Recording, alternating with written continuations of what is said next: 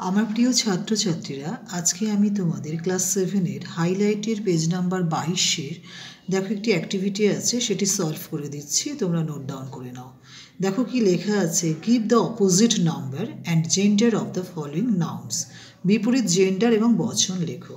এখানে সবকটারই gender change করার option নেই, কিন্তু অপোজিট নাম্বার আছে, সেগুলো আমি বলে দিচ্ছি, তোমরা নোট ডাউন করো। যেমন বয়, বয়ের অপোজিট কি গার্ল, গার্লস করে দাও। Cat, cats. Book, books.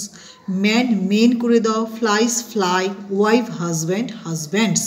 Mango, mangoes. Life, lives. Box, boxes. Teeth, tooth করে দাও। ল্যান্ডলেডির অপোজিট হচ্ছে ল্যান্ডলর্ডস করে দাও। Dance, dance. Man, men. Babies, baby. Ox, oxen.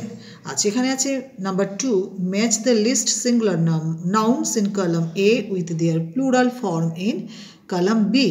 আচ্ছা, right the number in the brackets. এখানে একটা ম্যাচিং আছে, এ বি এর সাথে ম্যাচ করে যেখানে যেটা হবে সেটা তোমরা বসাও। যেমন চাইল্ডের সাথে তোমরা চিলড্রেন করে দাও। ফুট, ফিট করে দাও নাম্বার সি। গুজ, গিজ করে দাও, এফ বসাও।